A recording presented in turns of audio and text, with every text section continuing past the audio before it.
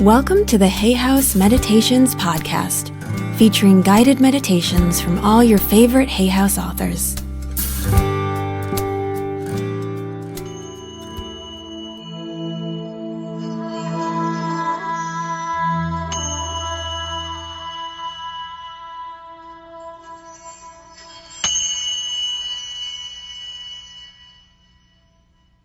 Hello everybody, this is Stuart Wilde. Welcome to our two-tape metronome series of relaxing sounds to help you meditate. On this side, I want to talk a bit about meditation and to discuss these metronome sounds so that you understand them, so that you can incorporate them into your daily meditation practice. There are 5 main levels of brain speed that have been identified by researchers. The lowest is called delta. That's where your brain is oscillating at approximately 1/2 to 4 cycles a second. Delta is the brain speed of the catatonic state. To all intents and purposes, in delta, you're normally unconscious. You have little or no feeling of your physical body. Most people can't generate delta as a brain rhythm without falling asleep. The next level up is theta. Theta oscillates at approximately 4 to 6 cycles per second, meaning that at that speed, a fair proportion of your brain cells are oscillating in the 4 to 6 cycle wave band. Of course, the brain constantly oscillates across various speeds simultaneously. So when we talk of the alpha or theta state, what we mean is that your brain is predominantly in alpha or theta at any one particular moment. Theta is the wave band of the trance state. In trance, you can feel the sensations of the physical body. However, they are remote. It's easy to learn to enter into a trance state and stay awake using the theta metronome, which you will find on tape 2 of this series. It's really only a matter of practice. The process is simple. The metronome is a series of clicks oscillating at the correct speed. The brain, listening to the clicks, automatically adjusts itself to that particular oscillation. However, because theta is normally the wave band of sleep, you will usually nod off, especially if you're tired or you have been exercising. The trick is, through practice, to hover around the sleep state and not fall asleep. The theta state is a very exciting area of brainwave activity, not just because of the visions and phenomena like the out-of-body experience and ESP, but because in theta, you're close to the subconscious mind, where your deepest impulses and urges and motivations lie. Through theta, you enter into a dialogue with the subconscious. The information comes to you via subtle feelings, and later on through symbols and visions. In this way, you discover who you actually are and what you are best suited for in this life. Learning about yourself and learning about the nature of your subconscious mind, which of course has been created from your memories in this lifetime, is the first step towards transcendence. So, in the theta state, there's an enormous amount of information and learning that is not normally available to you in the conscious waking state. The level of brainwave activity that is one up from theta is called alpha. Of course, this is really well known. Loads and loads of books have been written about it, and there are all sorts of courses that you can go on to learn to generate alpha. Alpha is somewhere in the range of 7 cycles a second and above. It's the brain speed that we generate during the dream state. When you dream, you experience rapid eye movement. Your eyeballs are moving back and forth under your eyelids. In this REM dream state, your brain will be predominantly in alpha. Alpha is also the brain speed of enhanced learning, super learning as it's sometimes called. It is the brain speed of relaxation, stress management, and intuition. So learning to achieve alpha takes you down inside yourself. Above that, we come to the normal waking state, which is beta. This is normally trotting along at about 14 cycles a second and above. The beta brain speed is vital because it is a place where daily life occurs, along with most of your logical reasoning. It's where you access a lot of the information that you need just to make it through the day. Above that, there's a brain speed called the K band, which is around 30 to 33 cycles a second. In this wave band, the brain is moving fast. In recent years, researchers have discovered that sometimes the brain spikes into this speed, and sometimes even at higher oscillations. It's almost as if the brain suddenly hurries up. not a lot is known about the K-band and what its benefits are, if any. So we don't offer it to people as a meditative technique, not only because it's moving too fast, but because we really don't know why the brain spikes into this particular wave band and what its reason is. There has been some research that says that part of the brain, in the out-of-body experience anyway, is in trance at the 4 to 6 cycles theta level, and a part of it sometimes speeds up to 150 cycles a second. We really don't know what these higher brain speeds are all about. However, what we do know for certain is that all the physiological benefits to your body, for example, lower blood pressure, better circulation, more calmness, less stress, and phenomena like psychic perception, ESP, super recall, super learning, enhanced memory, and of course the out-of-body experience are all generated inside this very low brain speed of the theta waveband. So the focus of our metronomes is to teach you to go from the regular beta or waking state through the lower brain speeds of alpha into theta and delta. Most people, if they're not used to meditating, seem to be a little intimidated by it. I think this is because our image of the meditator is always of some Asian chap in saffron robes sitting cross-legged for endless hours and days and years achieving his nirvana. I think most Westerners think, crikey, I could never develop that kind of stillness, that kind of serenity. And usually we can't. But then we're not required to. The whole point of meditation is that you design it so that it suits you. For example, when you see sacred pictures of the Buddha in the lotus position with his hand up and so on, it all looks so incredibly wonderful, to me anyway. It looks so serene. However, most people can't manage the lotus position without experiencing extremes of pain, and there isn't any reason why they should. Most Asians, generally speaking, are smaller and much more supple than Westerners, and they're certainly more supple than people of African origin, who tend to have a more muscular and athletic structure. So when Asians are required to put one leg on top of the other in the lotus position, for them it isn't particularly difficult. Unless you're Asian, or you were born a ballet dancer, or unless you're naturally supple, the lotus position is absolutely ludicrous for most Western people, especially if you happen to be slightly older than 17 and not a waif-like supermodel, body-wise that is. So you can basically trash that idea. At first you should meditate sitting in a chair or under a tree with your back straight, your feet on the ground and your hands in your lap. Later, when you have more expertise and you know that you won't fall asleep, you can meditate lying down or in a float tank. I suggest that people meditate with their back to the north, facing south, because that is the way that the fields of the earth plane flow from north to south. Meditation is the art of stilling the mind. You may think to yourself, well, why do I need to still the mind? Well, for most people, stilling the mind is not a simple process. They're not used to the idea. Even if they are used to the idea, they don't care for the discipline of it. There's a reason for this. Let me explain.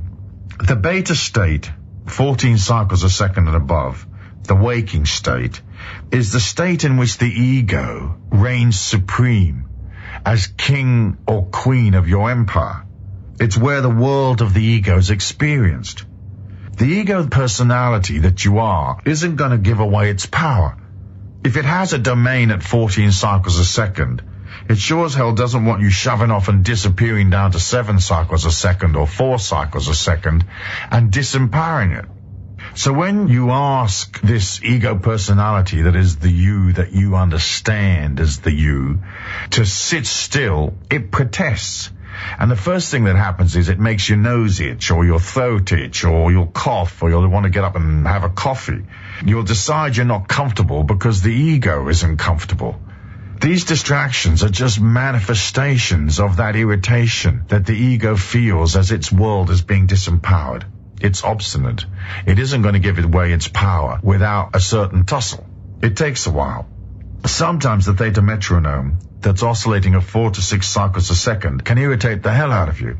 This is because when your mind is extremely angry or extremely frustrated, it naturally spikes and fires theta. One of the examples that I give in my books, I think it's in Affirmations, is that when, say, you're watching a football match and the opposition scores a touchdown or a goal, The anger or the frustration of the goal being scored against your team forces the brain to spike theta. It's a kind of defense mechanism of the brain as it reaches down deep inside of itself for the inner impulses and urges and feelings that are contained inside the subconscious mind.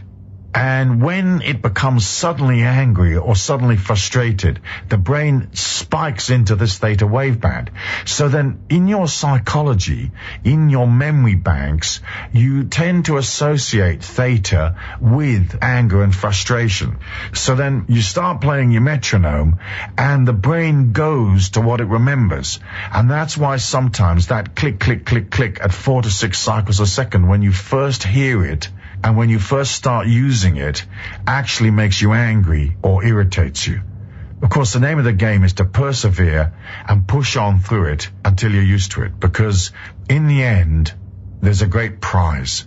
And the prize is that consolidated, serene person that understands herself, that understands himself, that is in touch with the deepest part, where the subconscious mind is, and through the subconscious mind to where the sacred self, the eternal self, dwells. So in the act of meditation, we not only achieve many physiological and psychological benefits, but we also come to a discipline that involves taming the ego. In the end, this journey we call life, this sacred journey, this magnificent journey, is the journey from ego to spirit. There really isn't anything else happening.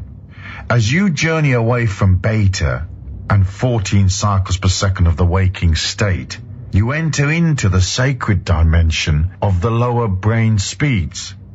It's the journey away from all of the dysfunction and the programming, all of the importance and the glamour, money and consumption. It's a journey from all the intellectuality, the reasoning, the arguments, the politics, the military, the police, the state. It's away from all of that and back to the God force within you. So the first thing about meditation is you've got to want to do it. It isn't necessarily going to be comfortable. It isn't necessarily going to be what the personality wants. It will, more than likely, especially at the beginning, bore you like crazy. Because what happens in the early stages is nothing. The mind isn't used to being disempowered into a state of nothing. So it will protest. You'll be sitting there thinking, what the hell am I doing here? Figuring any excuse to get up. But if you can persevere, then bit by bit, things will change. The single most important part of your journey from a human being in the beta ego state, dominated by the ego and the personality, to a human being in the transcendent state is meditation. There is no other known way. I don't accept, and forgive me if this transgresses your beliefs, but I don't believe that some enlightened being can come along and tap you on the head and enlighten you. I think you have to go through the quietening, the serenity, the discipline. You have to go deeply into the subconscious mind to discover, who am I? What are my impulses and urges? What are the functions and the dysfunctions that I have to work beyond? Without knowing those things, I don't think you can consider yourself a fully realized human being. So wanting to meditate is step one. Being good at it is not so vital because it only really involves sitting, silence, serenity. It isn't that difficult. So sit in a chair, have your back straight, face the south, take a slow, gentle breath, hold that for a moment and exhale. Take another slow, gentle breath, hold that for a moment and exhale. And as you exhale, tell yourself, hey, I'm going deeper and deeper, more and more relaxed, deeper and deeper. Take 3 breaths in this way, and then start to body talk yourself into a state of relaxation. And there's nothing more to that than just visualizing the various parts of your body in a relaxed state. So you visualize your feet, you visualize your ankle, your legs, your upper torso. It's particularly important to release the tension that's in the muscles of the jaw and the shoulders. So you just tell your shoulders relax, tell your jaw relax, and get rid of anything that's particularly bothering you, that's on your mind. So you just sort of say to your mind, hey, look, I appreciate we've got a bunch of problems and the car needs fixing and the cat's got the clap, but we'll handle this later. See your body relaxing and see yourself moving gently away from that reality that we know as external reality. In the end, all these inner dimensions and all of the energy that permeates our reality are just levels of consciousness. By opening up, you reach inside those levels, and bit by bit, there is energy there to help you. You begin to develop as a truly trans-dimensional being. Then as you're sitting there, pictures or words will come to you. The ego will try to interrupt you. It'll start to tell you something. It'll start to get you thinking about something, an obligation, a party that you've agreed to go to next week. But you have to push up against that, because what you're going to do is establish that the real you, the inner you, is actually the dominant force in this lifetime, not the personality. So when the personality says to you, hey, we've got to get the car serviced, you say, I don't accept that energy, and you gently push it away. And when another thought comes up, say, I don't accept that energy, and again, push it away. Try to create as blank a mind as possible. For most people, 10 seconds of a completely blank mind is tough to do, but bit by bit it comes, and again, you have to persevere. It will be frustrating at times, but then you're not seeking to achieve perfection in 15 minutes. It may take a while, and if you're eternal, what the hell do you care how long it takes? No one can promise you that you will instantly enter into a Buddhist-type serenity. You can't, it's not possible. However, with the help of technology, with the help of the metronome, you can work on it, and you can work on it quickly. It really depends on the level of your desire, as mentioned before. How much do you want to transcend? How much do you want to change? How much do you want to learn about yourself? Okay, you're meditating and dialogue comes to your mind and you gently push it away. Bit by bit, after a while, you're going to see colored blobs that move across your eyes. They move in arcs, left to right or right to left. These colored blobs come from the way that the optic nerve works. And what you do is just watch them. They're very pretty and interesting. Let them go. They don't really mean very much. Next, you're going to start to see symbols. Now, the symbols again will be moving on a dark background, which of course is your eyelids, which are closed. They'll be tracking left to right or right to left. More often than not, the symbols will be coming up from the subconscious mind, and they'll come up in strings or groups. So for a week, you'll see faces, like loads and loads of faces, beautiful faces, grotesque faces, old people's faces, young people's faces. And then the faces disappear, and your screen melts to darkness, and suddenly up come trees. Then you see 100 different types of trees. And then another week it'll be geometric shapes, and another week letters and words. And bit by bit, all of this information passes in front of your eyes, and it's really a way of the subconscious mind beginning to enter into a dialogue with you. It's showing you, and what you're doing is passively watching. Without any particular opinion, or without any particular thought, you're just watching all of these symbols come and go. After that, the screen which is created by your mind and the darkness of your closed eyes goes blank. At that point, there's a long way to travel where nothing in particular happens. So it takes perseverance, it takes tenacity. An odd feeling comes along, a perception, the odd strange symbol, but eventually you'll see images coming at you right up the center of your vision. They come very, very quickly, and they're the ones you're looking for. This is when you've tapped through the subconscious, I believe, into another state of mind. And one of the ways that you can tell this is because the symbols aren't moving in arcs. They're not tracking left to right in a slow, gentle arc. They're coming right up the center. And often the symbols are in their own golden light. They're not just hazy symbols on a dark background. These are symbols that are moving up the center of your vision very, very quickly, standing in their own light. They have an intrinsic feeling, an intrinsic energy of their own. They'll teach you things. They'll show you things. Most of it, in my case anyway, I didn't understand what the hell they meant. It took me years to figure them out. But we're not necessarily looking to understand it all. What we're looking to do is to establish the feeling of being or evolving somewhere else. So if you landed in Czechoslovakia for a holiday, you wouldn't expect to necessarily understand what the people are saying if you don't speak Czechoslovakian, but you're happy to sort of breathe in the feeling of Czechoslovakia, to breathe in the culture, to breathe in the music and the sights and the sounds. Well, it's the same in this meditative process. You're looking to sort of step to another world, and although some of it's confusing and some of it is not necessarily what you're used to, there it is. You're watching, you're joining, you're belonging by the very fact that you have this one footprint on the other side. Now, let's talk a little bit about the technical details of these tapes. On the B side of this tape is the heartbeat. That's just a relaxation tape, which is there to induce alpha. Underneath the heartbeat is a synthesizer. The heartbeat is moving at 45 cycles a minute, so it's the resting heart. It's a good tape to use not only at the beginning when you're learning to meditate, but also when you don't want to do a trance meditation and you just want to sit and relax. Remember that as you enter serenity, you change yourself. You exist as an inner being. In a way, I feel that we're a holographic image inside a planetary soul to which all humanity belongs, so that by changing yourself, you change the evolution of the world. Thank you, and God bless you.